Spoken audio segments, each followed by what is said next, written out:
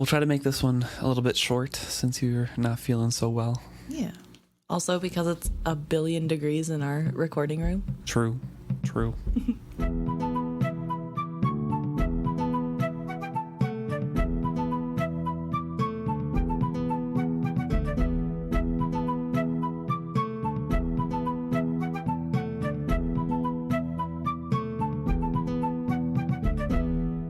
Welcome back to another episode of Is Fitz Happy? I'm Luke. And I'm Emma. We're discussing Chapter 2 of Assassin's Quest this week, The Parting, which is a terrible chapter. Yes, It's my actually least favorite. It's a great chapter, but it's very hard to read because Fitz airs out a lot of his grievances that are, from his perspective, correct, but we just get it from the first person point of view, and it just hurts the people that we love in the book, so yeah, it's not great. However, the beginning part of that does not talk about that yet. It's another recap of what is going on in Buckkeep Castle. So we get the whole situation of Prince Regal stripping the coastal duchies to sell off and move everything that's, luxury, food, everything like that, inland to the inland duchies. Yes, and that originally his reasoning was to keep comforts for the ailing king and pregnant queen in waiting that has been widowed. But when the king had died and Kettrican had gone missing, he just dropped that flimsy resolve and kept on plundering. Yep, he says that when the Council of Nobles questioned his decision, he told them that the coastal duchies represented only war and expense to him, that they had always been a leech upon the resources of the inland duchies, and he wished the out-islanders the joy of taking such a rocky and cheerless place. Regal was later to deny having ever uttered those words. Do you think he did utter those, or do you think that's something that got exaggerated? I feel like he never specifically said that, but that was the gist of what he said. Just more flowery, so he didn't outright cause a civil war of saying, I'm abandoning you because you guys are worthless. Yeah. No, that's, I think, what surprised me, because although this is definitely how Regal feels, it felt a little too direct for Regal. It is, yeah. I think a lot of this even in the stories that we get, not just the historical happenings, are very editorialized, I guess. Right. So I thought that was an interesting little tidbit of, I wonder. I mean, I'm sure that's basically what he said, but yeah, I wonder how close to the truth it actually is. Although if he was drunk or high, I could see him saying word for word that. So who knows?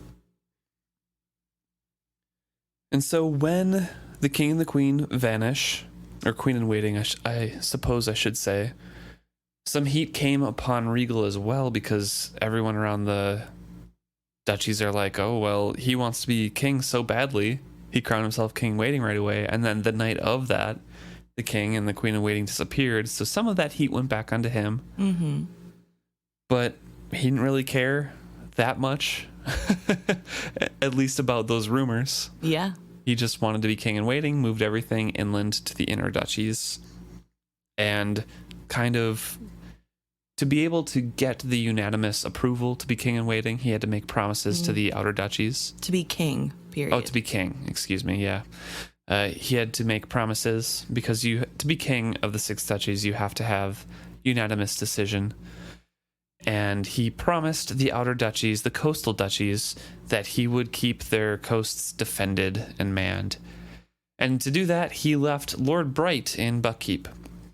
Lord Bright was a son who felt like he had waited too long to take command from his father in one of the duchies, and so he jumped at that opportunity, but he did not have a lot of experience in leading.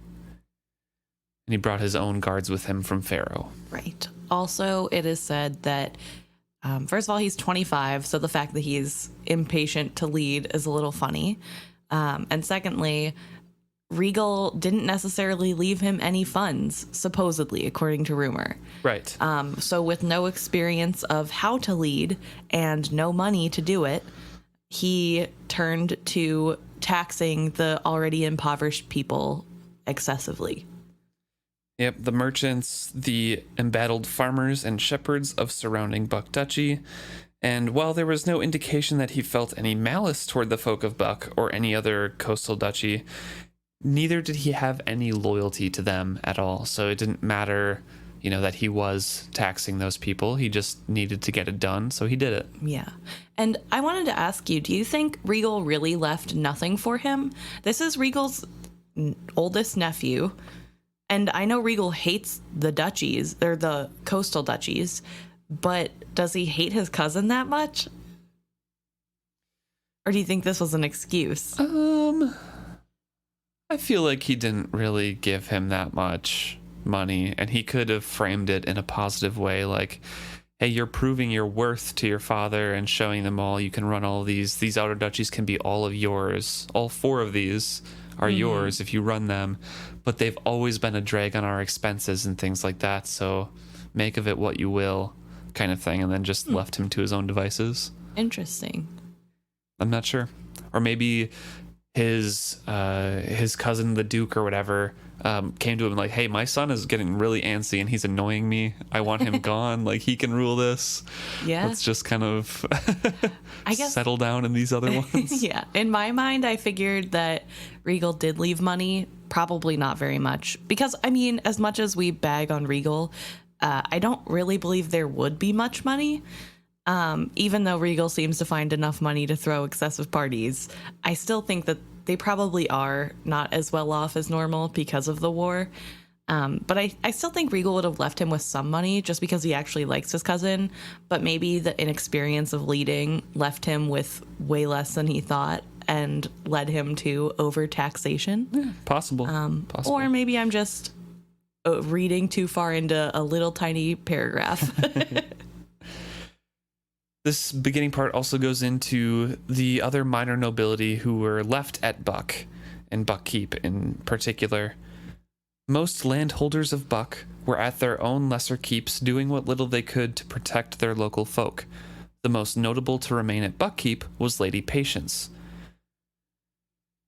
Goes a little bit into who she is, because this is written as a history. Right. Of what is happening, and then also says that manning Buck Keep were the Buck soldiers, as well as Queen Ketterkin's personal guard, and the few men who remained of King Shrewd's guard. Morale across those soldiers, and I'm guessing across the whole keep, was very poor. Mm-hmm. They didn't really have much pay at all, and the rations were very sporadic and poor as well. Not a lot of food because all of it got shipped inland. And so Lord Bright had also brought his own personal guard, and there's like confusion in the way that people are supposed to report to one another and the chain of command in that way.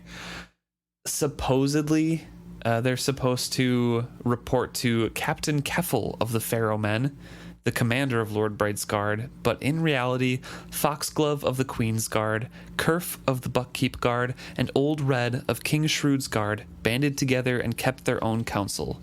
If they reported regularly to anyone, it was Lady Patience. In time, the Buck soldiers came to speak of her as the Lady of Buckkeep.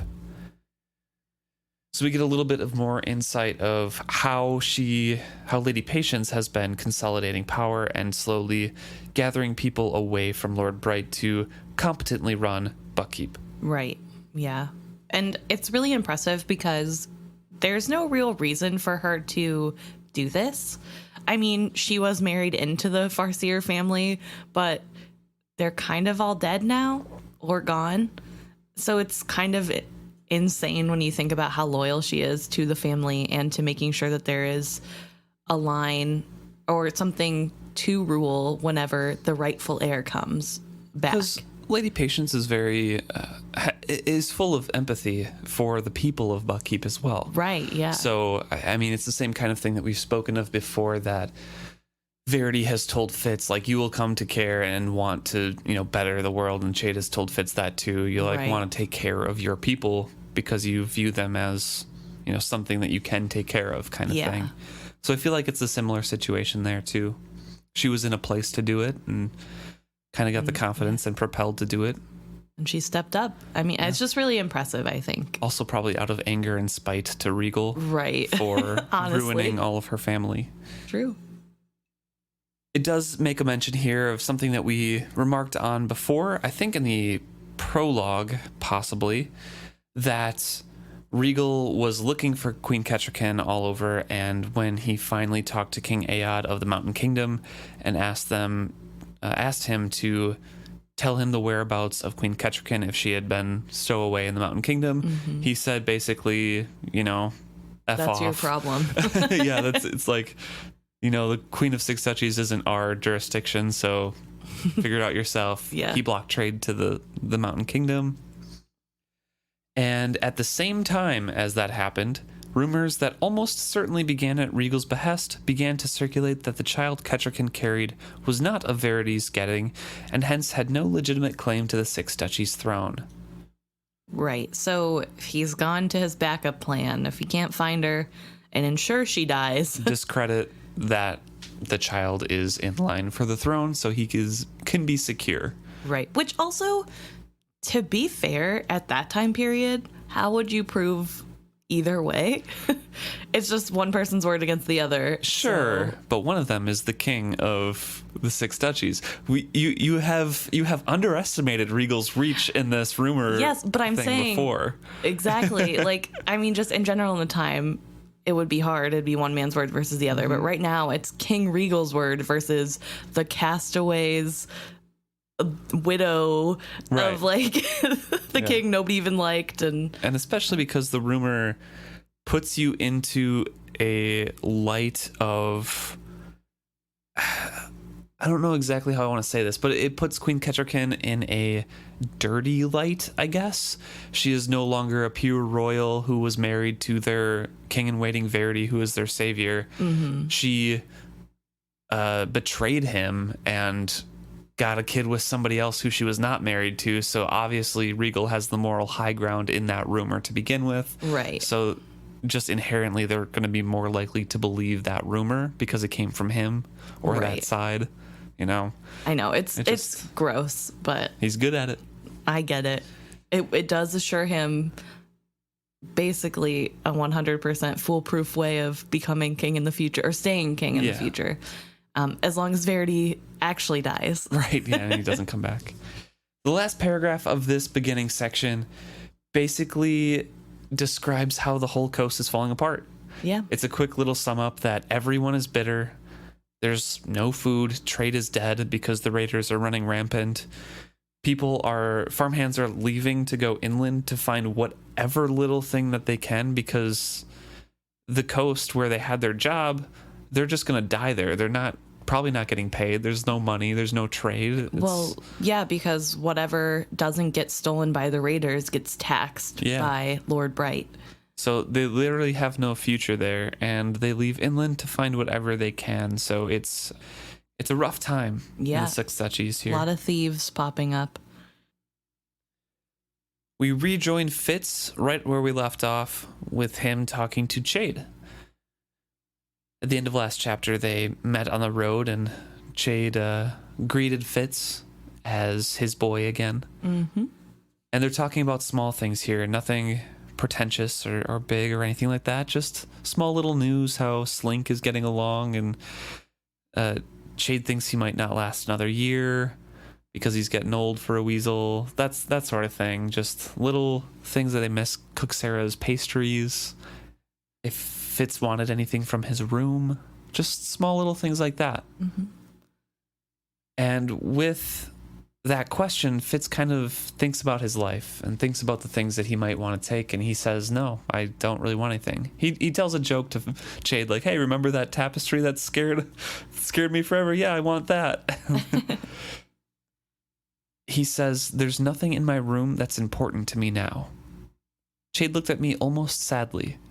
You leave behind a life with what? The clothes on your back and an earring? And you say there's nothing there you'd wish brought to you? Does that not strike you as strange? Fitz thinks a little bit, and he can recall some other things. Verity's sword, a silver ring that King Aod had given him from, I think from Rurisk. Yeah, that had been risks, yeah. Yes. Pin from Lady Grace, Patience's sea pipes, paints and papers, little box he had carved to hold poisons, and nothing else, really. And he decides, no, I don't really want any of that. I want it to be a clean break. I need to be dead, I guess. Mm-hmm. And he shows Chade the pin, the king's pin that he still has. He's like, oh, I do have this. It's not just an earring. I have King Shrewd's pin as well. And in seeing the pin, Chade is surprised that Regal's men didn't rob his body when they thought him dead. And that maybe it was the wit that scared them off. To which Fitz, touches his broken, or not anymore broken, but clearly at one time broken nose and says, didn't seem like they were that scared of me when they were beating me up.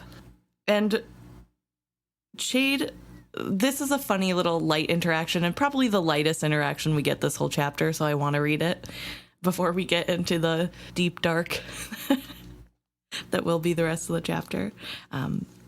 Chade smiled crookedly at me. The nose bothers you, does it? I think it gives your face more character. I squinted at him in the sunlight. Really? No, but it's a polite thing to say. And it's not so bad, really. It almost looks as if somebody tried to set it. And it's just a cute little... Yeah. No, it does not look good. And of course, but mentioning that at the end does bring up painful memories for Fitz. Yes. And we immediately go from the light moment into kind of changing the subject. Yeah. And Fitz asks for news. What's going on? Right. He tries to get away from the painful subject of the dungeons to find out what's happening with the living. Yep. And Chade says there's not much going on. Well, he asks, how much does Fitz know, basically? Where can I start? And Fitz fills him in on everything that he heard, that we heard through, his fuzzy memories. Yes, of the last chapter. Yep. And Chade is very surprised that he recollects any of that. Yeah. And Fitz kind of has to say, well, it was, through a dreamlike trance. I can't really recall everything. Everything's kind of out of order in time, but some things peek through here and there. And he mentions at the end of his listing of what he remembers, he says that Verity is still alive, but no one has heard from him. So after Fitz clarifies, I only remember some things. Yeah. Chade continues on probing him. He's like, and that about Verity? The sudden tension in him put a chill of dread down my spine. He skilled to me that night, I said quietly. I told you then that he was alive. Damn! Chade leaped to his feet and hopped about in a rage. It was a performance I had never witnessed before, and I stared at him, caught between amazement and fear. Burrich and I gave your words no credence. Oh, we were pleased to hear you utter them, and when you ran off, he said, let the boy go, that's as much as he can do tonight. He remembers his prince. That's all we thought it was. Damn and damn. He halted suddenly and pointed a finger at me. Report. Tell me everything. And so Chade is very, very frantic here, because he's thinking we left off, a few weeks ago when we could have known Verity was alive this whole time and been planning something, try to get in contact with him, whatever. And so he's pressing Fitz for more details, and Fitz is trying to remember what he can. It was as difficult to sort it out as if I had seen it through the wolf's eyes. He was cold, but alive, either tired or hurt, slowed somehow. He was trying to get through, and I was pushing him away, so he kept suggesting I drink, to get my walls down, I suppose. Where was he? I don't know. Snow. A forest. I groped after ghostly memories. I don't think he knew where he was. Chade's green eyes bored into me. Can you reach him at all? Feel him at all? Can you tell me that he still lives? I shook my head. My heart was starting to pound in my chest. Can you skill to him now? I shook my head. Tension tightened my belly. Chade's frustrations grew with every shake of my head. Damn it, Fitz, you must! I don't want to, I cried out suddenly. I was on my feet. Run away fast, came from Nighteyes. And Fitz does.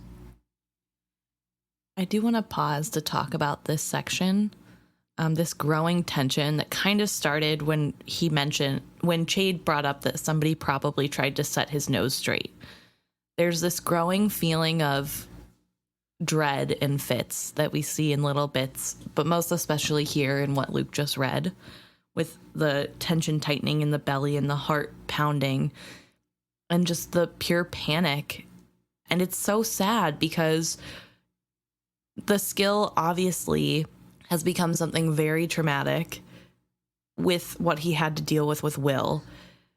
It already wasn't a great thing with him because of Galen, but just seeing the slight mention of reach out to Verity so we can tell that he's still alive, and he's not even thinking about checking up on the uncle that he loves. He's just thinking about his fear.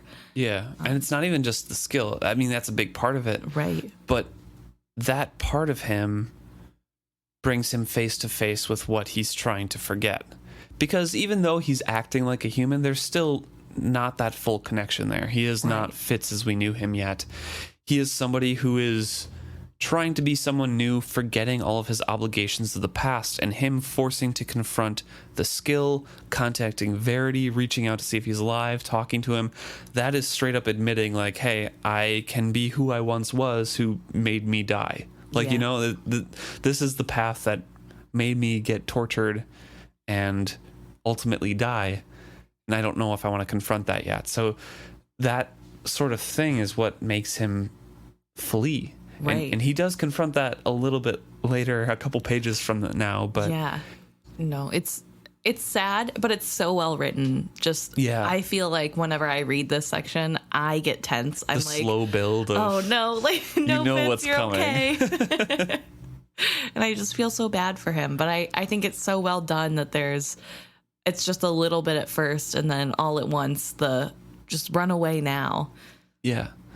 And we can really tell that he's not fully a man yet, full of, you know, critical thinking and reasoning and control of his emotions, because those little prompts, that little fear just causes him to bolt, just like an animal.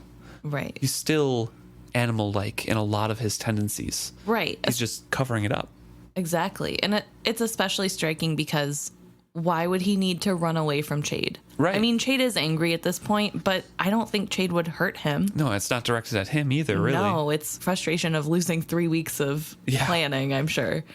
But yeah, it's definitely a sign that he's not fully human again yet. Fitz runs away and meets up with Nighteyes in the woods. Nighteyes directs him away from where Burrich is, and they go to be alone. Nighteyes asks, "What was it? What was the danger?" "He wanted me to go back," I admitted after a time. I tried to frame it in a way that Nighteyes would understand. He wanted me to be not a wolf anymore. A sudden chill went up my back. In explaining to Nighteyes, I had brought myself face to face with the truth. The choice was simple. Be a wolf with no past, no future, only today. Or a man twisted by his past, whose heart pumped fear with his blood. I could walk on 2 legs and know shame and cowering as a way of life. Or run on 4 and forget until even Molly was just a pleasant scent I recalled. He sits and thinks about this, and suddenly says my decision grew as slowly and inevitably as the creeping dark. My heart cried out against it, but the alternatives were unbearable. I steeled my will to it. And he walks back to the cabin. As he's getting close, he reluctantly peels his mind free of Nighteyes'. "Would you not rather hunt with me?" "I would much rather hunt with you, but I cannot this night." "Why?" I shook my head. The edge of a decision was so thin and new, I dared not test it by speaking. Squares his shoulders and walks in. And he can see them there, and he feels extremely vulnerable. This is another part of like the animal coming in. You can see them like, and a little bit of old Fitz peeking through as well. Right. His secrets are bare between them. Obviously, they've talked about him, you know, behind his back, although he should have expected that as well. Right. Because they're trying to save him. He says, between the two of them, they knew almost all of my secrets. My tattered dignity now dangled in shreds. Yet I could not fault them for it. They had been trying to save me. From myself it was true, but saved me all the same. Not their fault that what they had saved was scarcely worth having. Chade immediately apologizes and speaks up about it. Burrich just feels relief, or looks like he feels relief when Fitz walks in, because I'm sure he didn't know if Fitz was just going to run away. Right. It's definitely clearly tense in this in this scene, but also just, I want to say sad because we know what's going to happen, this big fight, but they clearly love him and worry about him and want him to be okay. And you can see that even through the shades of Fitz telling, which is darkened by his self-loathing and feeling of worthlessness. And it's really, really sad. I think in reading this chapter, I tried really hard to think about this from Chade and Burrich's perspective, to like see through what Fitz is saying, to see the little cracks of his version of events. Yeah. And in Fitz's mind, these are two men that pity him, who will never see him as a man again, who, because they know most of his secrets, can never respect him, and he can't blame them. And that's not at all what this is. No. These people love him dearly and want him to be okay. They want what's best for him. They want him to get better. And because of the dire situation that they're in, they are kind of pushing too hard, too fast in some ways. But also, a lot of people's lives are on the line, so I don't blame them. But I just think in reading this, if you really think about Fitz being a flawed narrator, you can really start to see that his assumption that no one can ever love him is really a driving force in what causes him to make so many horrible decisions. Yeah, it truly is. And it's really sad. They sit down to eat, and eventually Burrich pipes up and says, I understand your question now. And he's talking about the question from last chapter of what do we do next? Yes. Because at the time, Burrich didn't believe Fitz when Fitz piped up and said Verity was alive. And so Burrich was a man without a mooring, or a boat without a mooring. Like, he was just kind of adrift. He got Kettrikin to safety, knew she was safe, but if he sought her out, it would probably bring danger to her, or at least attention in that direction. And for now, he saw himself as a man whose service to the king was in the past. Right. Because there was no king to serve. There was nothing, no task to do, nothing to do. That's why he was kind of hopeless, and we saw him declining the last chapter. Right. Is because he had no purpose besides bringing Fitz back, and there was no news. There was like nothing going on. Right. And he does say that, if the queen's son happened to make it to his coming of age and he wasn't dead, then he would gladly help the next king if he could, in whatever way he could. Right. But it's definitely not a healthy way to live. It shouldn't have taken knowing Verity is alive to find a purpose, but that is neither here nor there. Yeah. Well, it'll be in a few pages, yes. But it's definitely a flaw that Burrich has as well, because like father, like son, self-loathing is very evident for both Fitz and Burrich. Yeah. So Burrich is explaining himself to Fitz, like, that's what I didn't know. Right. That's why I said I don't know what we're gonna do. Maybe we'll fish more. Yeah. That was my answer, because I didn't know Verity was alive and there was something else to do. Because if Verity lives, then a pretender has claimed his throne. I am sworn to come to my king's aid, as is Chade, as are you. They were both looking at me very hard. Run away again. I can't. Burrich flinched as if I had poked him with a pin. I wondered if I moved for the door, would he fling himself upon me to stop me? But he did not speak or move, just waited. Not I. That Fitz died, I said bluntly. Burrich looked as if I had struck him, but Chade asked quietly, then why does he still wear King Shrewd's pin? And Fitz draws the pin out and looks at it. First of all, intending to say, I'm done with it, just take it. That's not me anymore, but he just looks at it. Recalling everything. Recalling when he got the pin from Shrewd, saying, there, now you are mine. But he was dead, so did that free Fitz from his promise? And what about the last thing that Shrewd said to him? What have I made of you?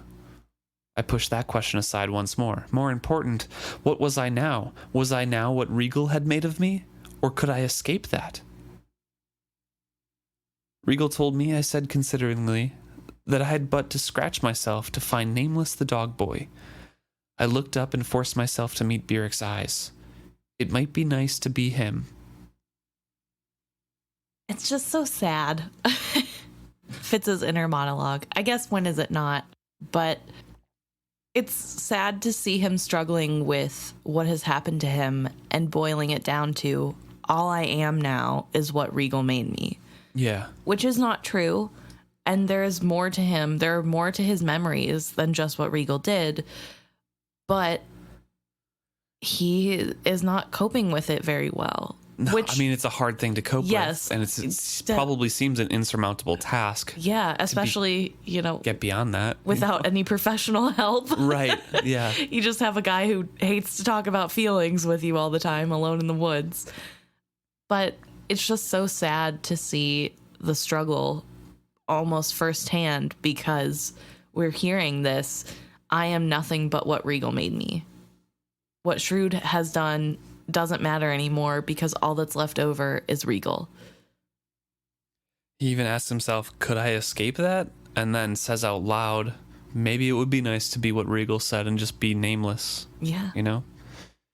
So it's interesting. Yeah. But Burrich comes back with, would it be nice to be Nameless, the dog boy? Yeah. Who are you? What would you do? Mm-hmm. And Fitz just says, I'm going to go away. Anywhere. Chalced, Bingtown, good with animals. I'm a decent scribe. I could make a living. And Burrich says, no doubt of it. But a living is not a life. And this really sets Fitz off. Yeah. Because in his mind, he hasn't had a life ever. Right. In his mind, he has been directed, he has been prodded, poked, pointed in a direction, told to do whatever he wants, like whatever the person wants him to do. And he has had no decisions or directions over his life, which is true to an extent. He has more freedom than he realizes, which gets pointed out to him later. It is a hard thing, though, because he doesn't feel that freedom. Right. I think because he has no trust in anyone. He just feels the edge of the tether, I guess. Mm. He has a long rope. It's not true freedom, but he has more freedom than he thinks. It's just when you want absolute freedom, all you can feel is the chain holding you back. Right. So I get where he's coming from, too. Mm-hmm.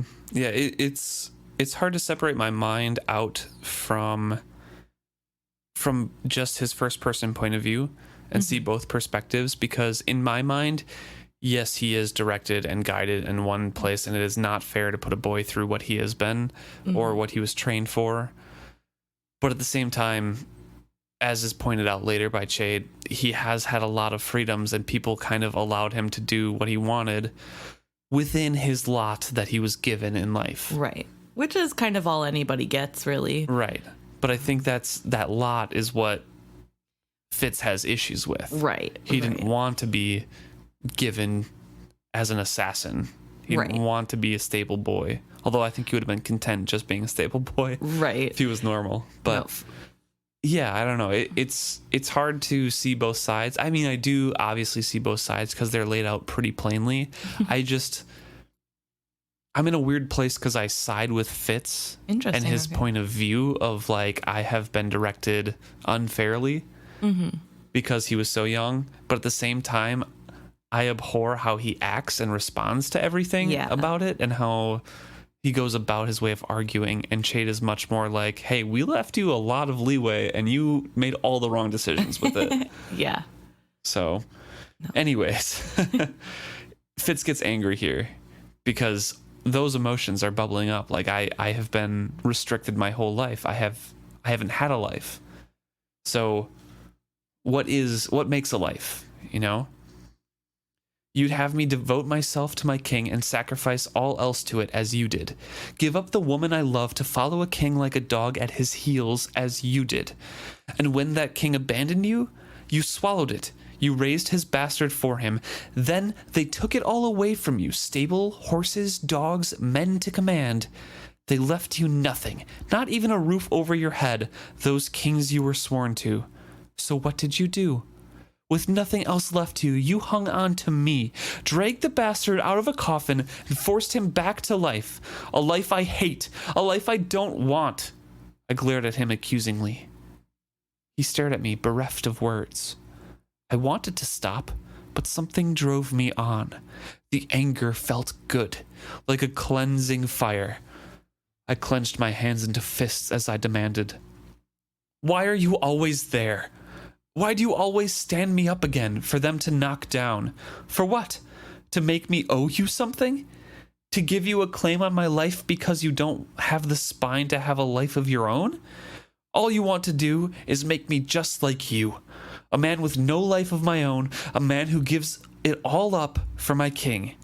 Can't you see there's more to being alive than giving it all up for someone else?" I met his eyes and then looked away from the pained astonishment I saw there. "No," I said dully after a breath. "You don't see. You can't know. You can't even imagine what you've taken away from me. I should be dead, but you wouldn't let me die. All with the best of intentions, always believing you were doing what was right, no matter how it hurt me. But who gave you that right over me? Who decreed you could do this to me?" Oh, Fitz. Yeah. I mean, it goes on, too. Yeah. There's more. No, But that's a lot to unpack. Yeah. The whole page of a rant, an angry rant against Burrich. I think just on what we've covered so far is a really good, just in very plain words, how Fitz thinks about the world. Yep. Nobody just does good things to Fitz. It's always with the expectation of being owed. For what? To make me owe you something? Right.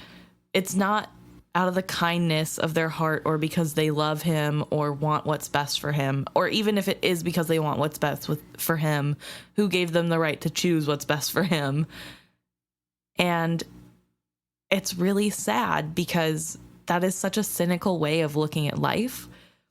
It's an old assassin's mentality. You're a tool to be used. I guess. Game piece. But even Chade has people he cares about. Oh yeah, he does. Like, it's just so warped, and I don't know where it comes from exactly, because in my head while reading this, I've been trying to decide what made him develop into this person who truly cannot trust anyone. I mean, clearly he was left by his mother unwillingly from the mother's part, but in his eyes, abandoned by his mother. His father wouldn't even meet him in person. Betrayed by by Burrich for quote unquote killing Nosy. Yep. And Chade, it made him kill people. Yeah. And Shrewd only wanted him to be a tool. The turning point, I think, that Chade points out later, and I kind of agree with this as well, is the Mountain Kingdom, the end of book 1. Fitz went in there thinking he was going to do one thing, and then realized that he was just literally just going to be a tool and the downfall of something Regal was trying to take over a bunch of stuff, and Shrewd kind of had abandoned him. He tried to reach out to Shrewd, and Shrewd just said, yeah, so what? Listen to Regal. So he really felt there that I am a tool. Nothing matters. My king, who I put so much love and trust into, kind of left me out to dry. Right. And that's where he lost like the loyalty to Shrewd and transferred it onto Verity as well. Right. But as Chade points out later, I think that's where he gets the cynicism in his life as well. Of like, well, people just want me for something. Yeah. And that's why I'm around. That's fair, I guess. I didn't think about it that way particularly. But I guess I don't understand the lack. Because dogs, which is the only thing he seems to bond to, I guess wolf and dog, but canines in general, have loyalty. They have trust. They don't think, at least from what it seems, that people just use them for something. But in this series, it seems to be only to one person. Yeah. That loyalty or trust. It's all the canines to Burrich, Leon to Verity, Nighteyes to Fitz. Like we mentioned before, he latches onto that one person. So I feel like now that he has Nighteyes, no one else is like worthy of that trust. It's just what he's getting from the dogs. It's just that one person you can trust and rely on. That's a good point. Yeah. I don't know. It's just so sad because what I was trying to get at is that, I mean, dogs understand a hierarchy of some sort. Yeah. But they give love and affection and hunt with you with no expectations of anything. And so it's just like interesting. But yeah, I guess you're right. It's usually a blind loyalty to at least one person. And that person is Nighteyes. I don't know. It just makes me really sad for him and for Burrich, because that would be really hard to hear from your basically your son is like just thinking, where did this come from? Like, is this what you thought of me the whole time? And even if this is, which it is, out of misplaced anger, it's got to come from some kernel of truth. It does. I mean, it reveals a lot of Burrich's life as well as we know it. Yeah. Even if it's from the harshest possible angle. Yeah. It is true in a sense. Burrich has always kind of latched himself on to, at least as we know him in the Six Duchies, he has latched himself onto a task, a duty, a king, a service above himself, so he can dedicate his life to it. Right. But it's just sad to have Fitz think this way and to see so plainly without the confusing muddlings of a young boy's mind. Right. Exactly laid out of, why do you even care about me? And we'll see a little bit later, Burrich does talk about his past, and we'll see, and I'll talk about this point again of why Burrich is like this now, because he was the opposite when he was a kid. So there's a quiet for a time. Chade was frozen, and the look on Burrich's face only made Fitz angrier. I saw him gather himself up. He reached for his pride and dignity as he said quietly, "Your father gave me that task, Fitz. I did my best by you, boy. The last thing my prince told me, chivalry said to me, raise him well. And I gave up the next decade of your life to raising someone else's bastard," I cut in with savage sarcasm. "Took care of me, because it was the only thing you really knew how to do. All your life, Burrich, you've been looking after someone else, putting someone else first, sacrificing any kind of a normal life for someone else's benefit. Loyal as a hound. Is that a life? Haven't you ever thought of being your own man, making your own decisions? Or is a fear of that what pushes you down the neck of a bottle?" My voice had risen to a shout. When I ran out of words, I stared at him, my chest rising and falling as I panted out my fury. As an angry boy, I'd often promised myself that someday he would pay for every cuff he had given me, for every stall I had had to muck out when I thought I was too tired to stand. With those words, I kept that sulky little promise tenfold. His eyes were wide and he was speechless with pain. I saw his chest heave once, as if to catch a breath knocked out of him. The shock in his eyes was the same as if I had suddenly plunged a knife into him. I stared at him, I wasn't sure where those words had come from, but it was too late to call them back. Saying, "I'm sorry," would not unutter them, would not change them in the least. I suddenly hoped he would hit me, that he would give us both of us at least that much. Burrich stands and walks unevenly out. I just sat, feeling something inside me going very still. I hoped it was my heart. I'm tearing up just thinking about poor Burrich. And I know that we've given him a hard time for some of his choices in parenting Fitz, and he deserves to be held accountable for some of his questionable choices made in parenting Fitz. But this is just so... This is not fair. No. To him. No. Some of it, yes, is true. But I'm sure this is not what anybody needed to hear. This is not productive. This is not the... This is a young kid saying, "I hate you" to your parents. Yeah. Lashing out. It does feel very childlike, which I have to remind myself that Fitz is a teenager here. Not a young teenager. Yeah, he's like 19. He is basically an adult. Yeah. But he's still young.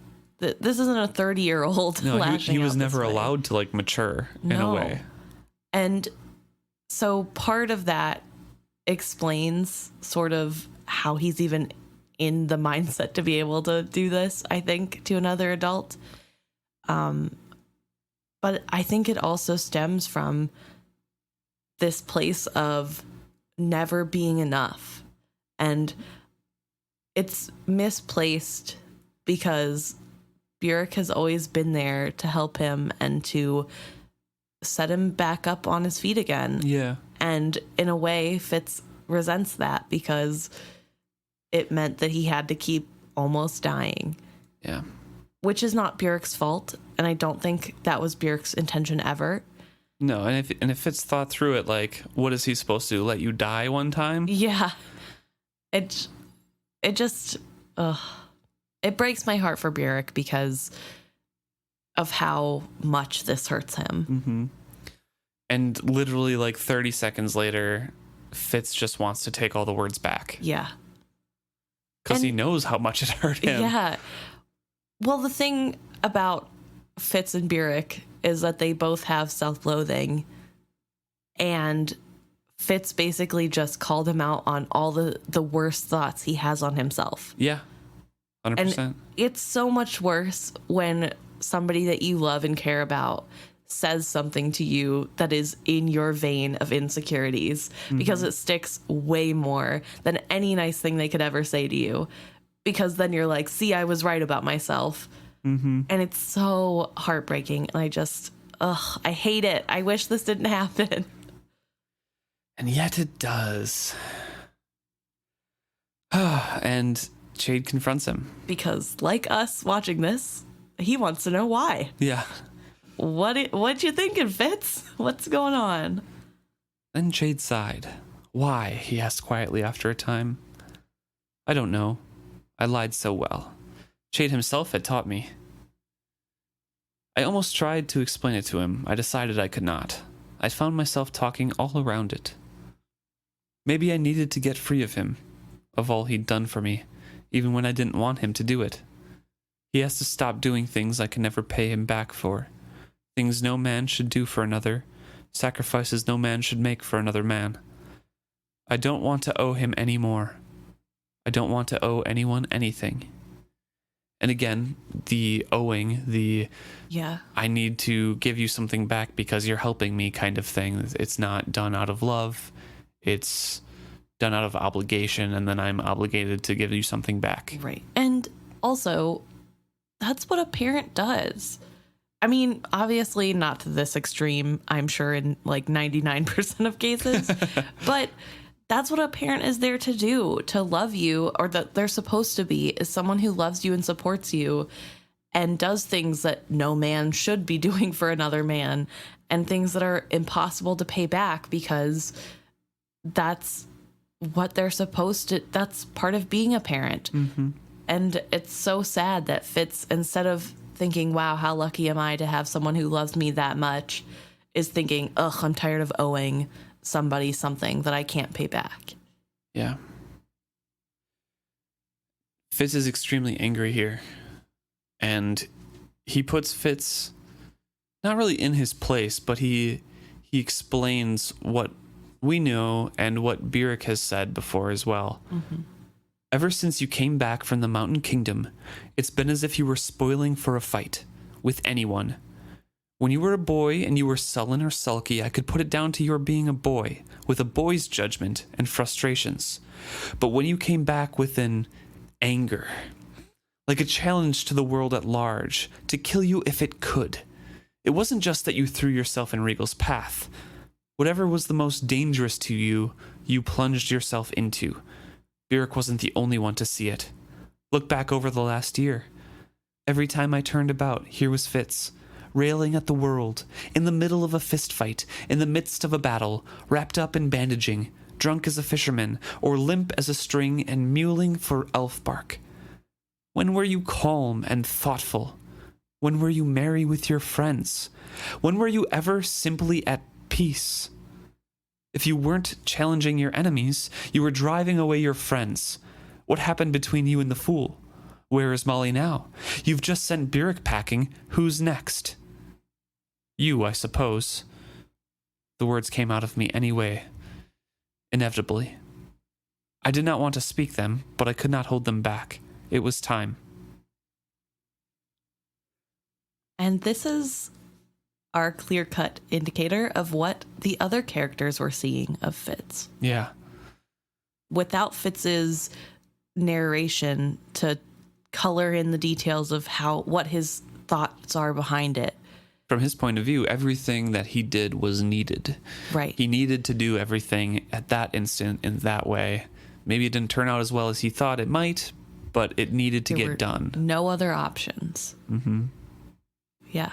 And so seeing that it truly was just one choice after the other to put himself in the most dangerous position. It's I think, eye-opening for me as a reader. It really, I think, gave me a sense of, oh, Fitz is not the most reliable of narrators. Right. Not that it isn't a good story and that we can't gain a lot from it, but yeah, it does kind of point out the flaws in the storytelling that we've had up to this point. So Fitz says, for a long time now, nothing I've done has pleased you or Burrich or anyone. I can't seem to make a good decision lately. I'd concur with that, Chade agreed relentlessly, and it was back, the ember of my anger billowing into flame. Perhaps because I've never been given the chance to make my own decisions. Perhaps because I've been everyone's boy too long. Burrich's stable boy, your apprentice assassin, Verity's pet, Patience's page. When did I get to be mine? For me? I asked the question fiercely. When did you not? Chade demanded just as heatedly. That's all you've done since you came back from the mountains. You went to Verity to say you'd had enough of being an assassin just when quiet work was needed. Patience tried to warn you clear of Molly, but you had your way there as well. It made her a target. You pulled Patience into plots that exposed her to danger. You bonded to the wolf despite all Burrich said to you. You questioned my every decision about King Shrewd's health. And your next to last stupid act at Buckkeep was to volunteer to be part of an uprising against the crown. You brought us as close to a civil war as we've been in 100 years. And my last stupid act? I asked with bitter curiosity. Killing Justin and Serene.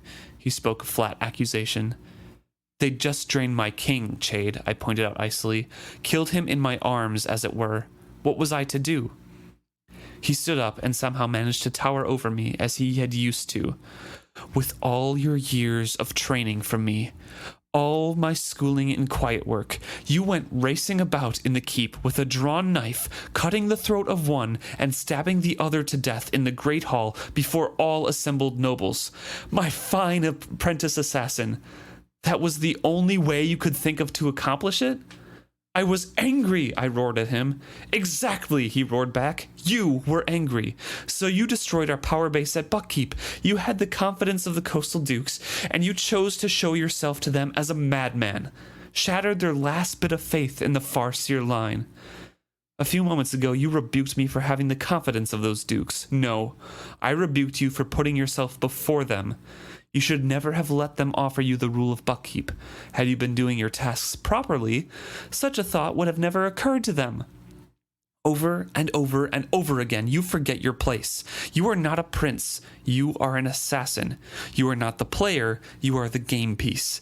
And when you make your own moves, you set every other strategy awry and endanger every piece on the board. And Fitz can only sit quietly. He says it's not because he agrees with him, but there's just nothing to say. I think that end bit is part of what makes him a catalyst. It is, yeah. I was thinking that too when I was rereading. I'm like, well, that's just kind of describing yeah, what the fool has told him. Right. And so all of these character flaws that he does have are kind of necessary to move the world forward instead of backwards in the long run.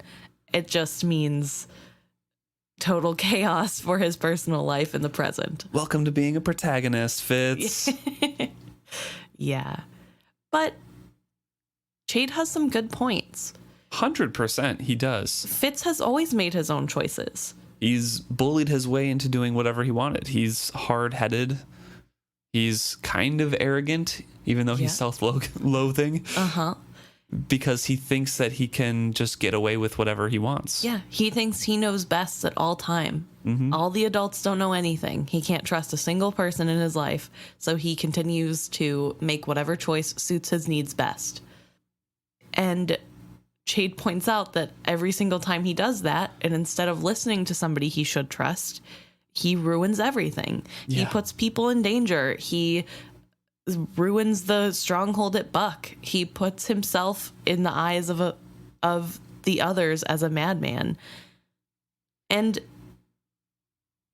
it's hard to hear for Fitz. It's hard to hear for the reader. Yes. At least the first time through. I was kind of expecting it this time. But the first time through, I was like, oh my God. Chade went off on my boy Fitz, but like, you're kind of right. Oh, now that I think back. Maybe he was making some questionable choices. Okay, speak your truth, Chade. Okay. Go off. Yeah, it's hard because Chade is right. And we know that some of this felt like a non-decision to Fitz. And this goes back to a conversation we had what feels like a million episodes ago. I cannot remember which one. But the question of whether or not Fitz's life has real autonomy because he is a catalyst. Whether it's destiny or if it's choices that he makes. So it makes me wonder if the way that he he feels that he has to do these things is because he's being pulled by this greater path, by this greater destiny of being a catalyst, or if these are just truly poor decisions made by a young boy who has had a hard life. It's still such an interesting question to me because on one hand, it kind of makes sense that a greater destiny would be pulling him to make these decisions to right the world. Mm-hmm. But at the same time, everything we know in book about all of the lore of the prophecies and everything like that is that the catalyst is like the only one with like the real big free will to change the future. Right. And their decisions alter all of the future. So it feels like the whole religion and the actuality surrounding the white prophets and catalysts means that he has to have complete autonomy and free will because the fool is so scared of directing him in one way or the other. Right. But at the same time, it doesn't really click the same way that like a driving force would have for Fitz, you know? Right. My counter thought to that, because I kind of think that I'm falling into a camp of Fitz is being pulled along by a higher power. My counterpoint to that would just be that because his moves are so erratic and no regular person would want to make choices this drastic, because really all of Fitz's choices are really black and white. It's either you do this thing or you don't ever do it at all. With talking to Molly, either I am sneaking into her room and sleeping with her, or I don't even look her way once. It's either or in a lot of his decision making. And I feel like regular people don't really live that way. And so maybe because of this different way of living, it seems like, oh, he has free will. He's like, his mind is open to a different path. Sure. My way of explaining it to myself against that argument is that I feel like that pulling really just takes the responsibility of those actions from Fitz, and it's just like covering for him. Oh, interesting. Okay. Because like, oh, he was just doing these things to, you know, these all had to happen to go on the better path. But like, not everything affects the outcome of the future, you know, like he didn't have to be a jerk to like patients. there are certain things like that where it's just like, okay, well, if I just say that everything is being directed by a greater destiny for him to fix the world or bring dragons back, because that is what he has to do, that's just having him blameless for the terrible things he does do. That's a good point. And if he has no autonomy there, then he's not really a character. Yeah, I guess he's not like other humans. He has way more traumas than other humans and more conflicting abilities in just like the magics themselves. Because one is a shameful thing that he has to hide and he doesn't want to. Right. And the other is lauded as this great royalty thing, but there's a bunch of emotions, familial emotions tied up in that because he was traumatized and almost indoctrinated into a cult and killed through it. And like everything that's dirty that has happened has been through the skill. Right. And everything good is the one that he has to hide. Like it's just so many conflicting emotions, not even talking about his physical or emotional traumas himself, just through all the different sides of him pushing and pulling. I feel like that can lead you to make some of these decisions, and I don't want to cover it all up. But at the same time, my first argument comes into my mind and like, oh, it makes sense. Yeah. Yeah, I guess I don't love the idea of excusing all of his mistakes by saying that it's all meant to be. I hadn't thought about it in that way, so that makes me kind of want to not think about it that way anymore. Right. It's just like both halves are like, well. But maybe it's something in the middle, more like maybe he's more in tune to the paths than regular people. And so he can feel a general vibe of where the outcome of a path is. And so it feels so much more black and white because if we're getting doing or not doing something, I don't know, maybe not. Maybe I'm just trying to salvage this idea that if we're getting a little metaphysical about it, like thinking all of the branches of the future going off in different directions, and he's kind of like the central node that the correct path flows through because the Fool has said that, like, every decision that you make affects the future and you're the one that can make this good. So it like flows through him, so he'll kind of instinctively know, like, and it'll feel right to make the decision to get to a better path. I don't know. Or maybe even just saying that it's just he can feel when branches are happening, like big branches. Yeah. And so he makes the choice that feels right in the moment, even if it's not right. But he just, like, because he's somehow connected to the world in this way, because there has to be some sort of metaphysical connection in being a catalyst. I just assume there's something special there about him that makes him this catalyst. Maybe he can feel the bigger splits. Yeah, I've thought about that too. Maybe it's something magical or metaphysical.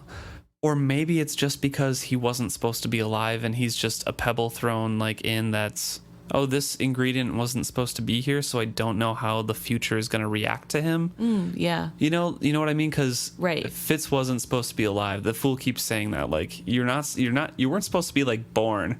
You weren't supposed to survive past, 6. You weren't supposed to survive past 10. All of these different events. He's supposed to be dead. So the future keeps thinking like, hey, I'm going to think of the future and the different paths without this guy because he's going to be dead. And then when he's there, it's like, oh, shoot, now what do I do?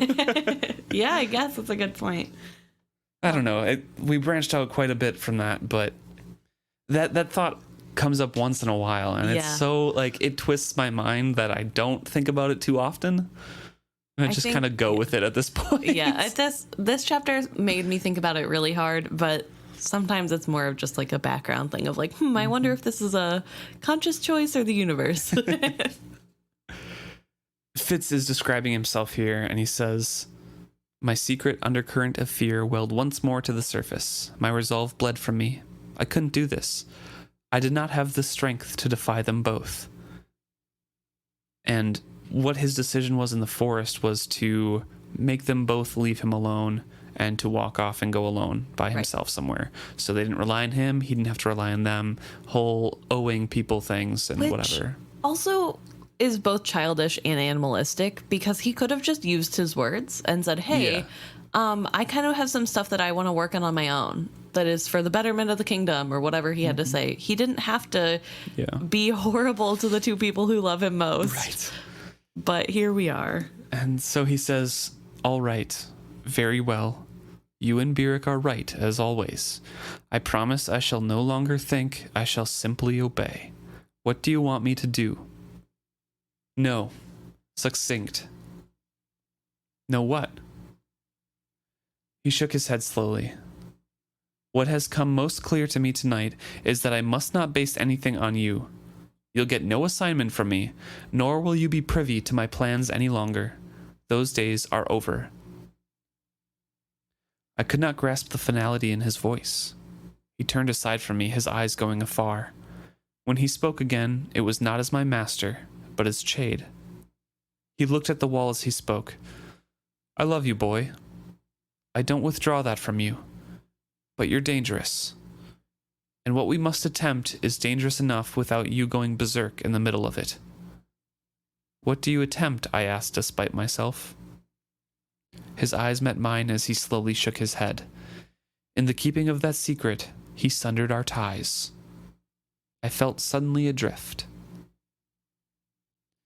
Chade packs up and he heads out.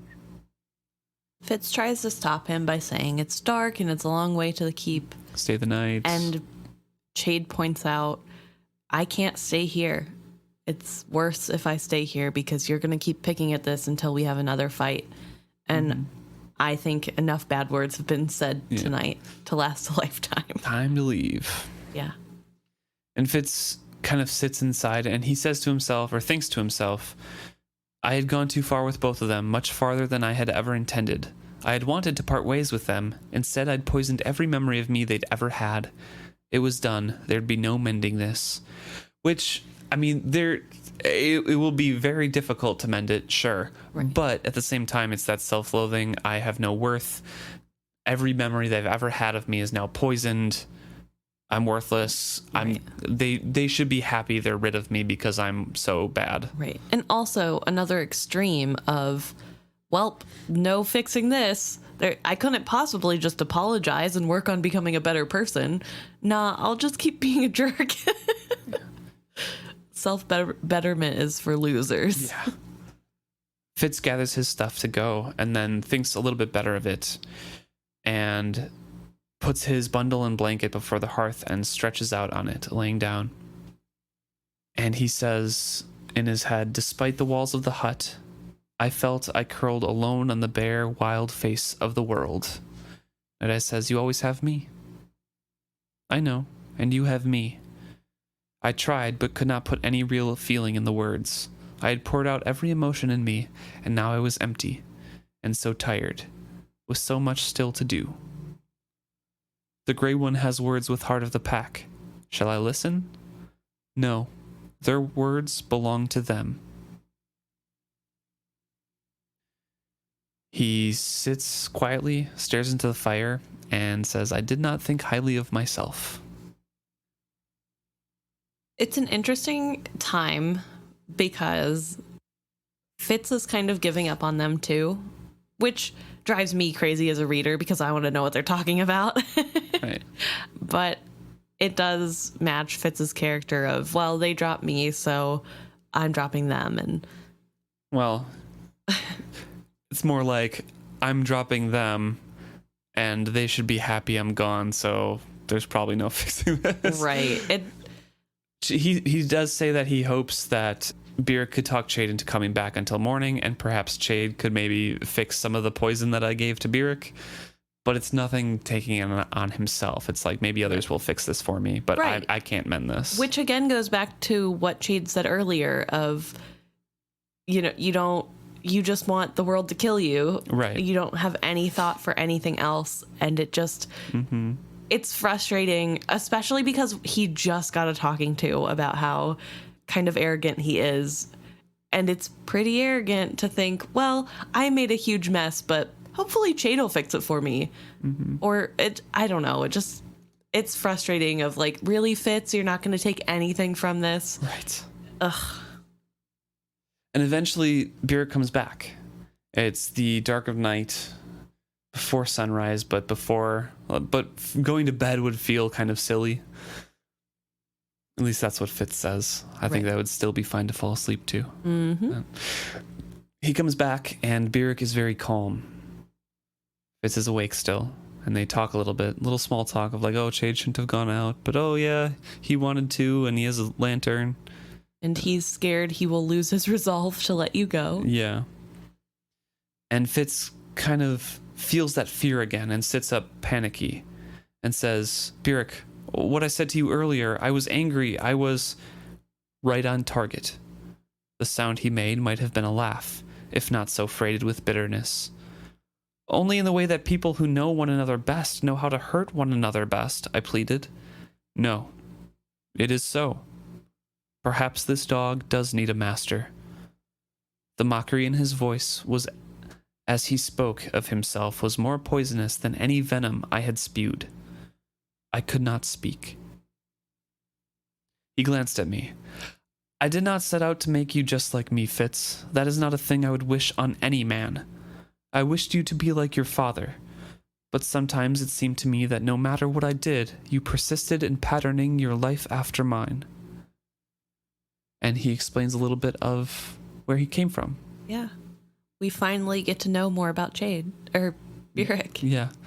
Of course, we've talked about it before, about his beginnings and how he was born and his wit partners and stuff, but I'll go over a little bit of an overview again. He was born in Chalced. His father had already passed away, taken by the sea, and he lived with his mother and grandmother. His mother supported both him and his grandmother, and his grandmother was a slave. She was old and she was ill because being a slave is not good on your body. No.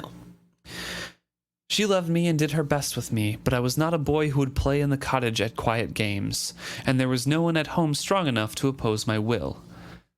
And throughout this whole reading of his intro or his explanation to Fitz is that he was born in Chalced and grew up along with that toxic masculine society where, women are anything, men are, run everything. So being the only boy, even if he was like 6 to 8, he probably grew up thinking like, well, I'm the boss of this. Like my grandmother can't tell me what to do. They're not strong enough to hold him back. And yeah. So first of all, he grows up with that kind of toxic mentality. And it really seeps into coloring who he is as a person. Yep. And so he bonds early to a street dog. And that street dog taught him basically what Nighteyes tries to teach him, to live in the now. Only think of what's going on right now, and teaches him how to thieve. And they steal a bunch of stuff. And when he's growing up, his mom thinks that he's a mute. His grandmother thinks he's a half-wit. Very similar things to what Fitz was considered growing up. Right.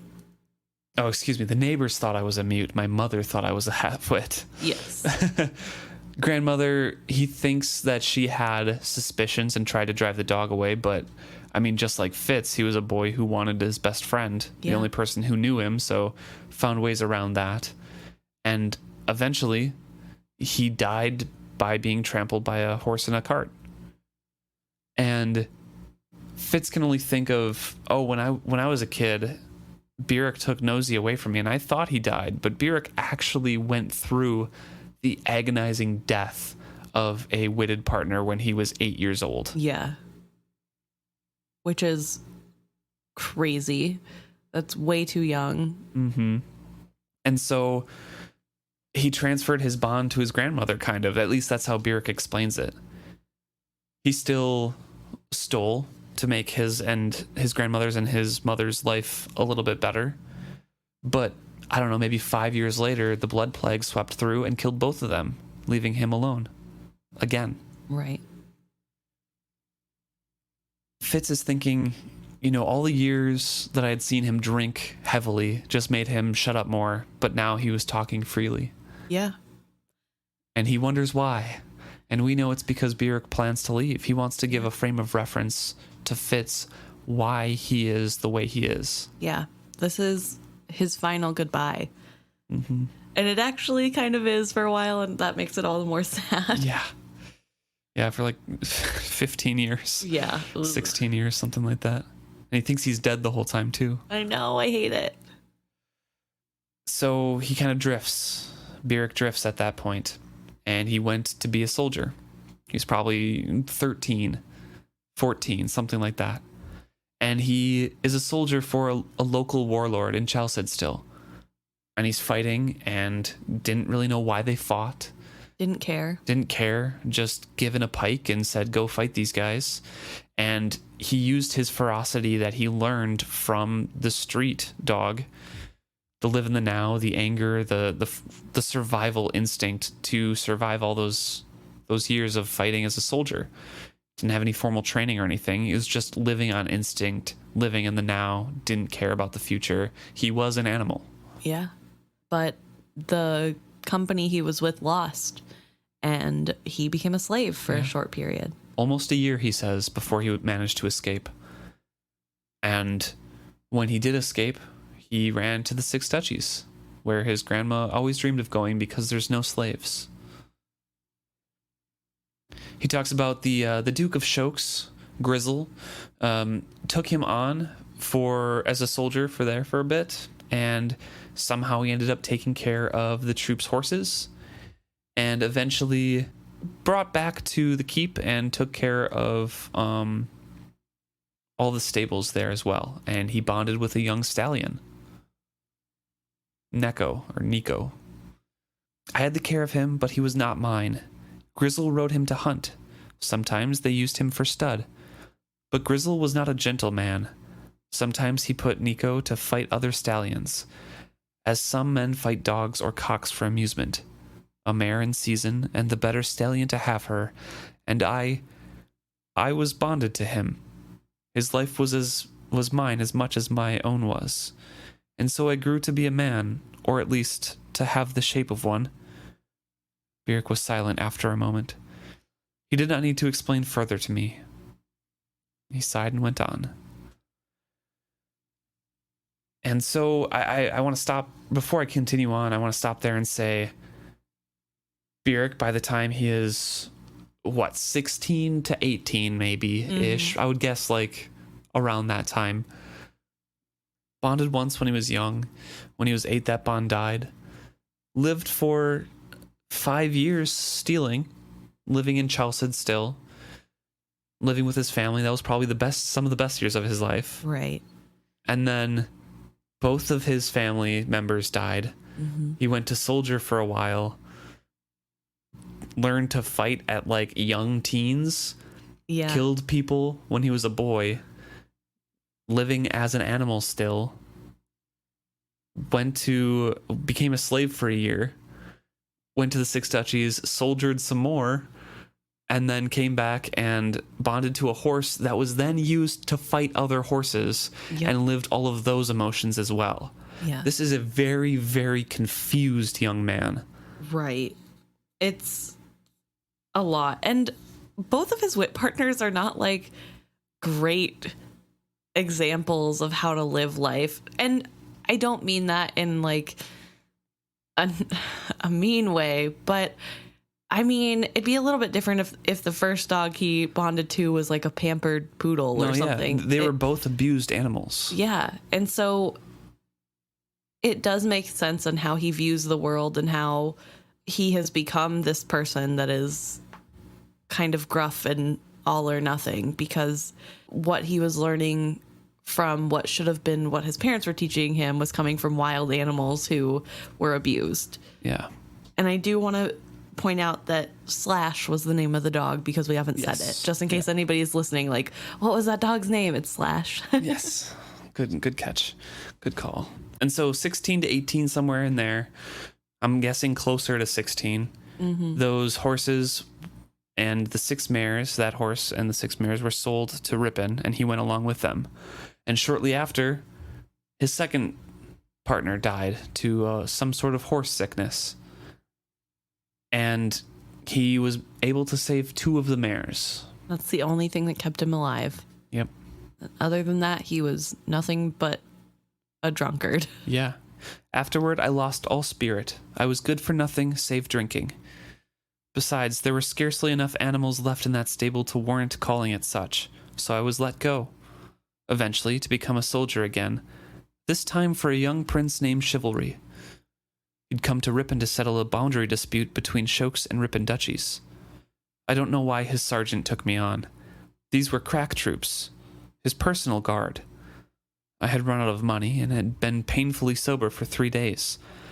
I didn't meet their standards as a man, let alone as a soldier. In the first month I was with Chivalry, I was up before him for discipline twice. For fighting. Like a dog or a stallion, I thought it was the only way to establish position with the others. The first time I was hauled before the prince, bloody and struggling still, I was shocked to see we were of an age. Almost all his troops were older than I. I had expected to confront a middle-aged man.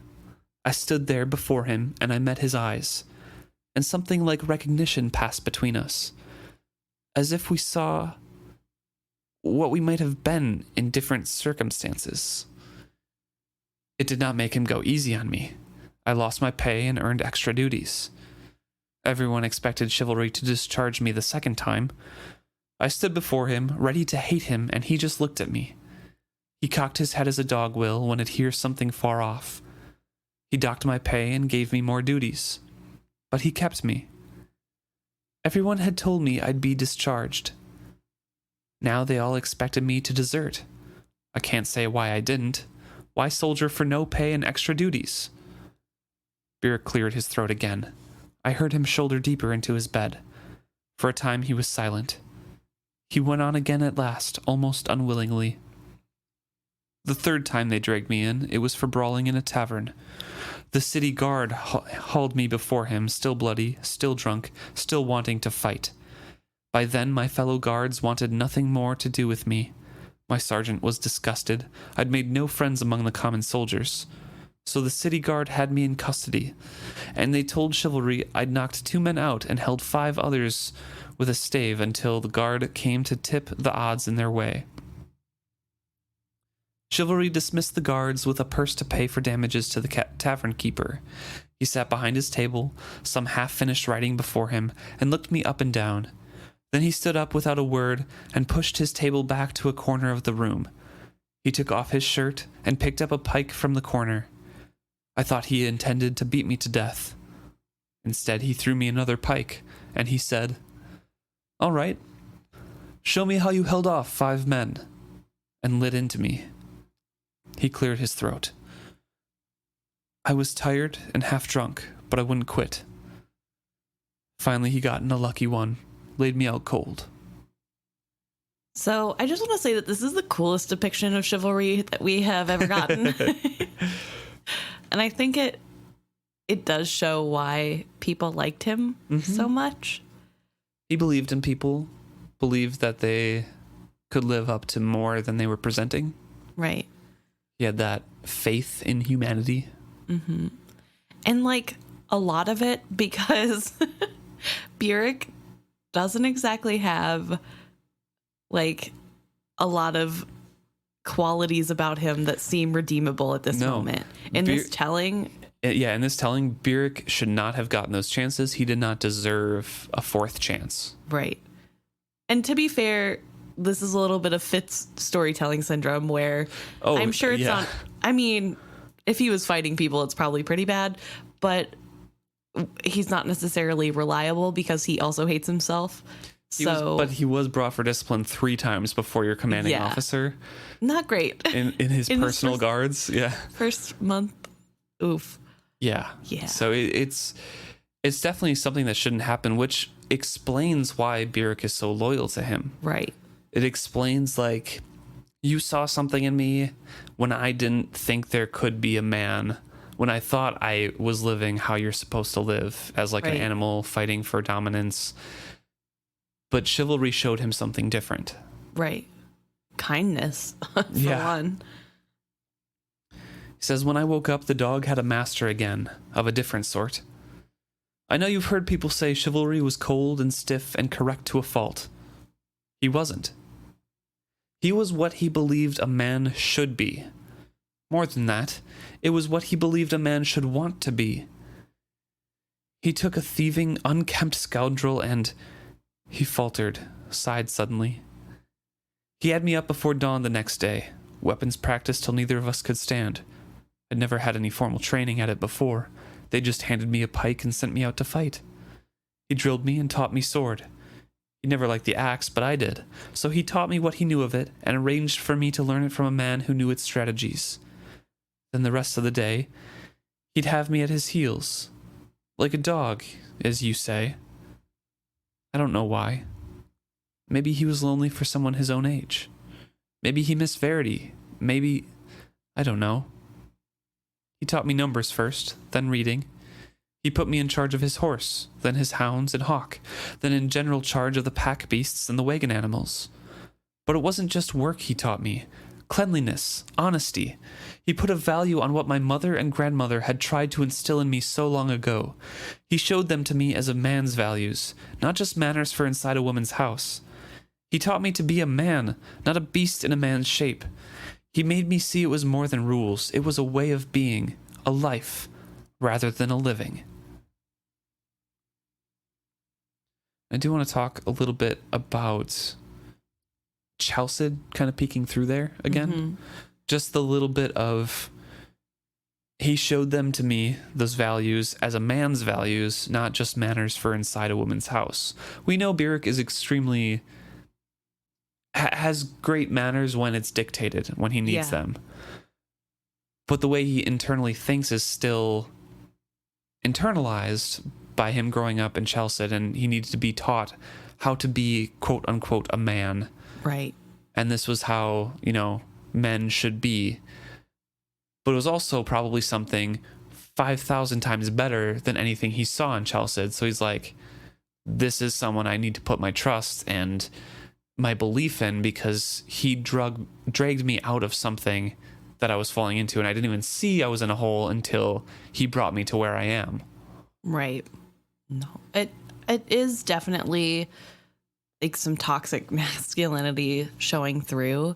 I don't love that it took another man showing him what to do for him to take seriously the lessons taught to him by women. But it does show kind of who he was as a person and what he grew up as. I think he doesn't seem to be that. No, he's not that bad anymore. He just needed a male role model, which he never had. Right. That was not animal. Both of his wit partners were male. It just seems like, besides Vixen later on, but it seems like he needed, because of where he grew up and how he grew up, he needed that male direction, that male voice to give him direction of how to act and be. And he never got that until Chivalry took it upon himself to teach him a proper way. Right.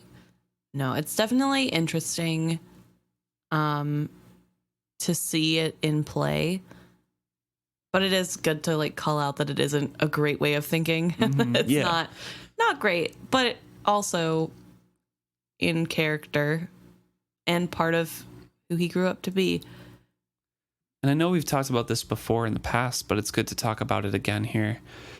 He says, the rest of the day he'd have me at his heels, like a dog, you say. I don't know why. Maybe he was lonely for someone his own age.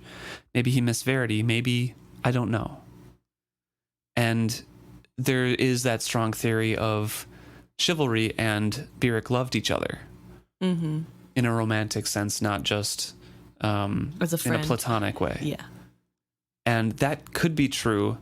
And it does seem weird that he kept Burrich around that long, you know? Right. Why do you think Chivalry kept Burrich after the first couple times? I think a big part of it is, especially after that first meeting of, wow, this is who I could have been if I was not given the privileges that I have. Mm-hmm. I think part of it is that of like seeing himself. I think Chivalry is an actual nice person. Yeah.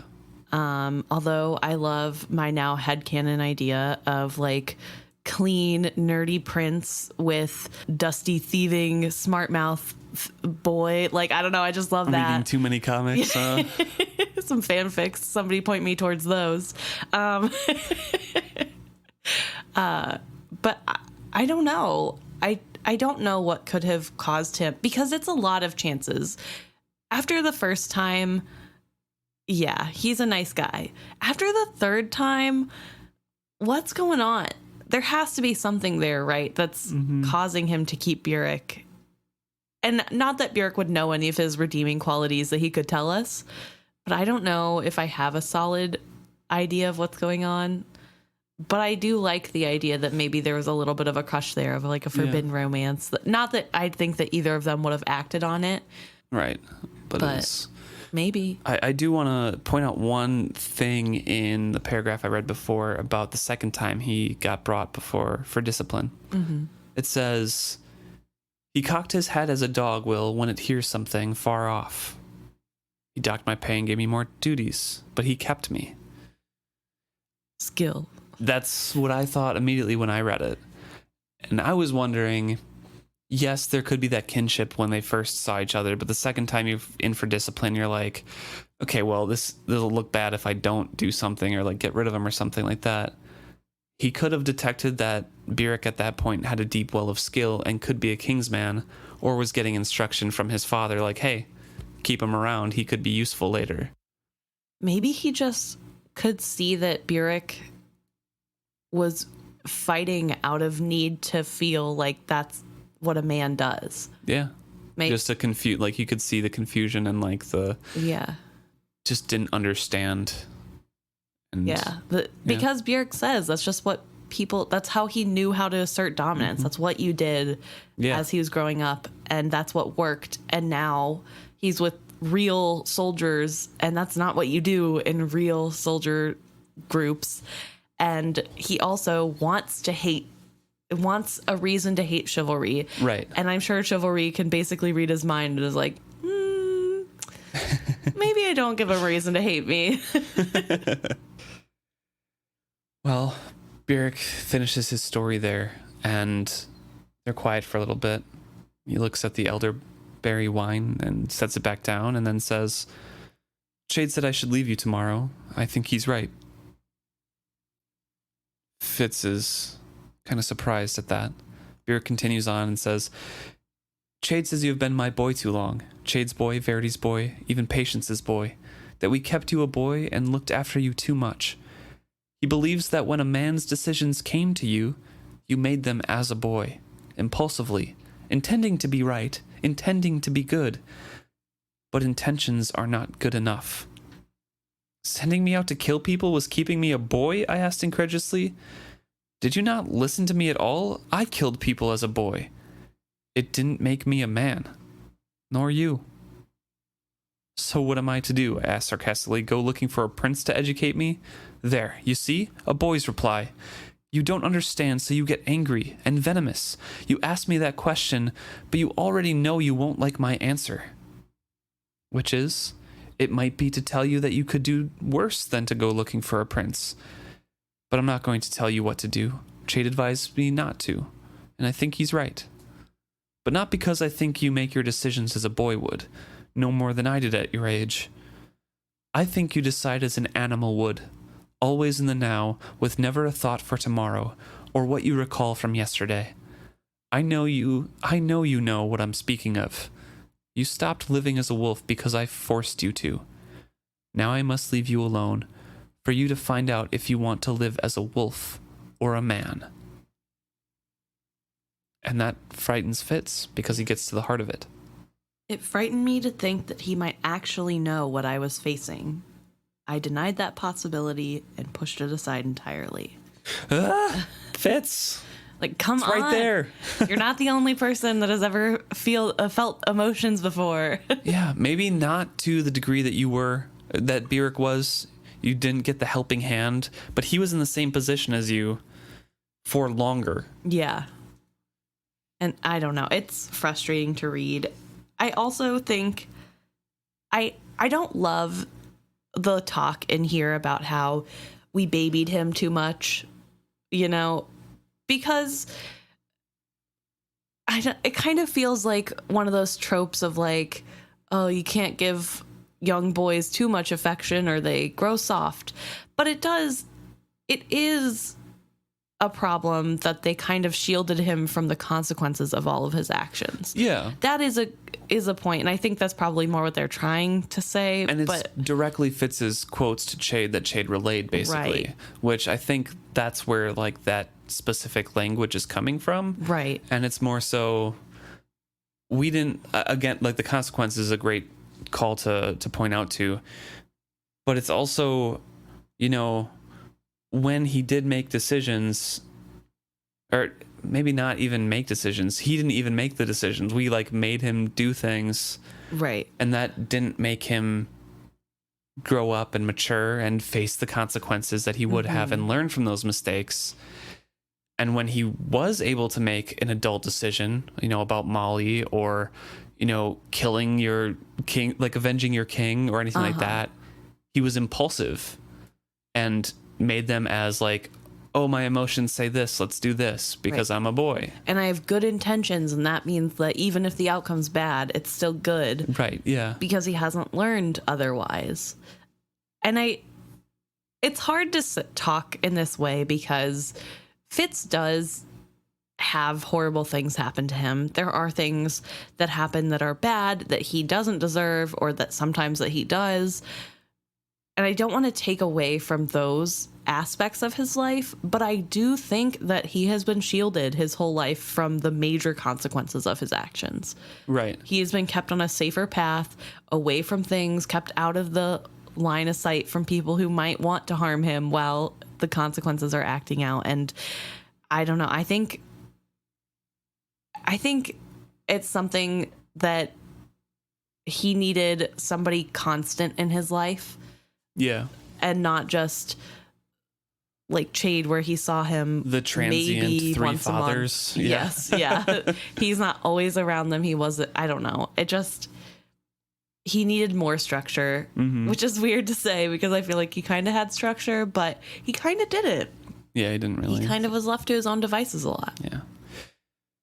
And so Fitz asked him, what's he going to get up to? And Burrich's like, well, I'm going to leave tomorrow. I told you. All right, where will you go? And Burrich brings up what we know as Molly. He cleared his throat and looked uncomfortable. I have a friend. She's alone. She could use a man's strength about her place. Her roof needs mending, and there's planting to do. I'll go there for a time. She? I dared to ask, raising an eyebrow. His voice was flat. Nothing like that. A friend. You would probably say that I've found somebody else to look after. Perhaps I have. Perhaps it's time to give that where it is truly needed. I looked into the fire now. Burrich, I truly needed you. You brought me back from the edge, back to being a man. He snorted. If I'd done right by you in the first place, you'd have never gone to the edge. No, I'd have gone to my grave instead. Would you? Regal would have had no charges of wit magic to bring against you. He'd have found some excuse to kill me, or just opportunity. He doesn't really need an excuse to do what he wants. Perhaps not. And Fitz tries to give back his earring. Mm-hmm. The freed slave emblem from his grandmother that he had given to Chivalry and Patience had passed on to Fitz, not knowing the meaning. Right. Burrich says, I would prefer that you kept it, wore it. It was almost a request. It felt odd. I don't deserve whatever it is that this earring symbolizes to you. I haven't earned it. I have no right to it. What it symbolizes to me is not something that is earned.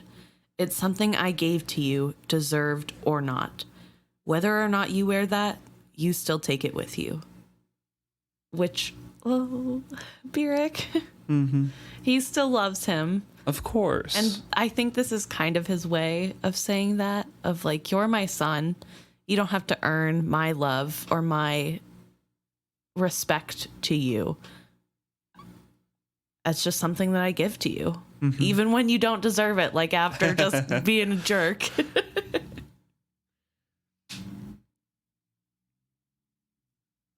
So Fitz keeps the earring. He wears it. And he waits for Burrich to ask him a question. And it doesn't come. And so, kind of to fill the silence and also to meet the need, he tells Burrich, I don't know what I'm going to do. All my life, I've always had tasks to do, masters to answer to. Now that I don't, it's a strange feeling. I thought for a time he wasn't going to reply at all. Then he said abruptly, I've known that feeling. And then Fitz brings up Molly. He asks Burrich if he knows where she is. He says yes. Just yes. Doesn't say any more. And the way he answers makes Fitz know that he shouldn't ask any more questions. Clearly, there's something there. And so he tells Burrich, I know it's the wisest thing to let her go, and that she thinks I'm dead anyway. I just hope that whoever takes care of her takes better care of her than I did.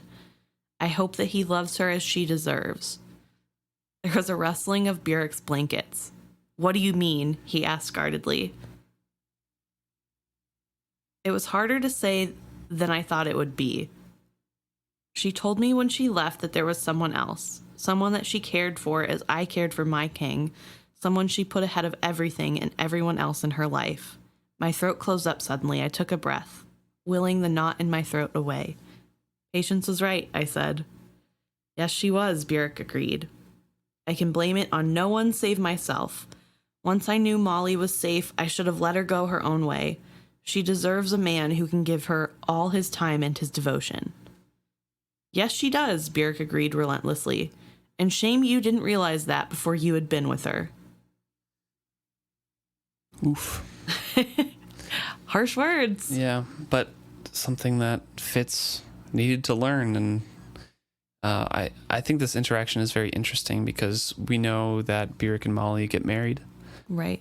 And this little thing of, she believes me dead. I hope that whoever she went to takes better care of her than I did. I hope he loves her as she deserves. What do you mean? He asked guardedly. I think he could see himself getting some feelings, or he thinks that Fitz knows that Burrich is seeing Molly. Right. And that's why he's asking, like, hey, what are you talking about? Like, yeah. So he's a little guarded there. And then when Fitz explains further of what happened, their last interaction, Burrich's like, well, yeah, that's true. And just lets his guard down. I wonder if this is what pushes Burrich to marry Molly. Because this is the last talk that they have. The next time Burrich sees what he thinks is Fitz, it is a dead corpse. Yeah. So he believes Fitz to be dead for the next forever, for like 15 years, as we've said. And I wonder if knowing that Fitz, the last thing Fitz wanted was just Molly to have somebody to care for her and to love her and to give her a secure life, he sees that as like a task he has to bring on because of the things he's done to Fitz. If that's probably a little bit. I can see where you're coming from with that. And not that I don't think that there's any care there for Molly. Yeah, I understand. It's just kind of a subconscious thing that Burrich as a character latches onto. It's just like, someone I love wants this to happen. I can make it happen. Yeah. I also feel like it's a little bit of the rant that Fitz said to him, like, you're always beholden to someone, you're always doing something, and like for your king, for the service or whatever, do something. Haven't you wanted to do anything for yourself? And I think Burrich does have love for Molly eventually, and thinks of that and follows through with it. Is like, this is something for myself. This is, Yeah. This is a life I can live. And after he kind of rebukes Fitz about how he treated Molly, Fitz says, I will never regret loving her, only that I could not make her my wife in all eyes as she was in my heart. He said nothing to that. Mm-hmm. I think it is really sweet. It is young love. It's good to know that he doesn't regret loving her. It's like one of the few good things that is not tainted in his mind. Right. But also, I'm glad they didn't get married at this point. Oh yeah, we've went over yeah. episodes and episodes of why it was bad in the end. Right. At least at that point of their lives. For all the reasons that we've talked about Fitz as well. How immature he is, how he never really made true decisions and couldn't face the consequences. Right.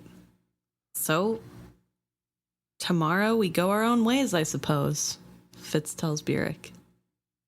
And Burrich wishes him luck, and actually sounds like he means it.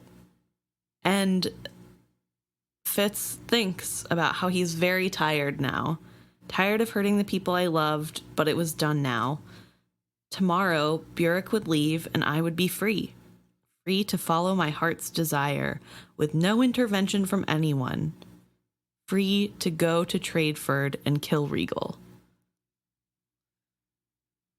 Which, you're denying all of the responsibility from Burrich and Chade and everything, and then saying, I don't have any relation to my past, I just want to be my own man, to do whatever. Mm-hmm. And then you immediately get involved back in with the whole royal family and embroilment and stuff. Also, your heart's desire is to kill Regal. I mean, don't get me wrong. Okay, at this point, don't get me wrong. My heart desire is to see Regal suffer. But you just got done lamenting about Molly. He did talk about that in the chapter a little bit. Right. There was one thing when I think Chade asked him what he would do, or Burrich asked him what he would do, and he immediately thinks of going to Molly and then pushes it aside because he's like, I lost that before I even died. I can't go to her. But it just, clearly that's what his heart wants. So it's weird of him to be like, my heart desire is to kill Regal. Well, without Molly, yeah, it is.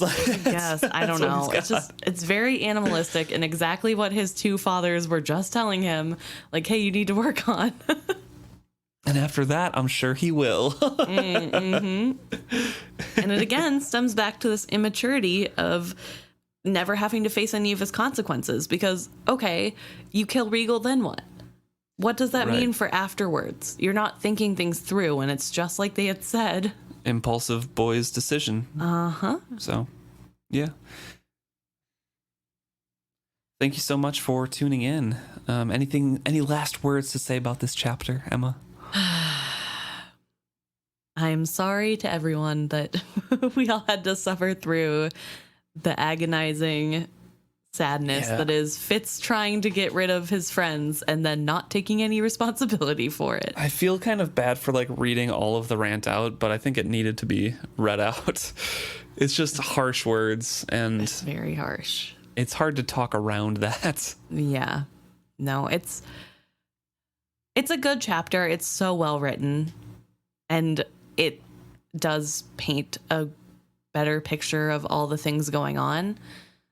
It's one of the better written chapters, I think, of the series so far.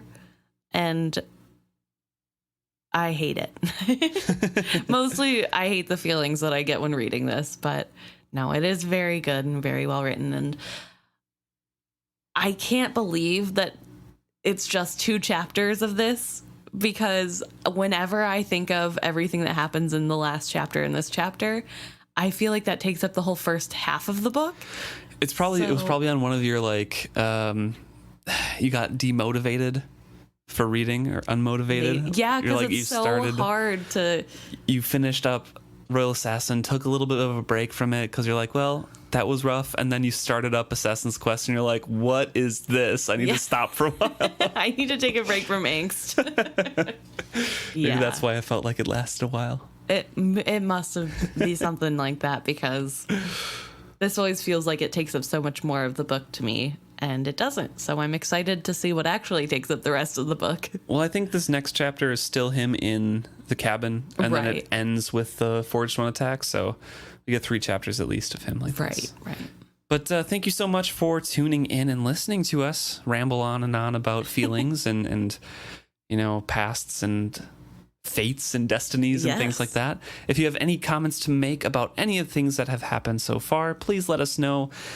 isfitzhappy@gmail.com, or message us isfitzhappy at Facebook, Instagram, and Twitter. Yeah. So we look forward to hearing from you.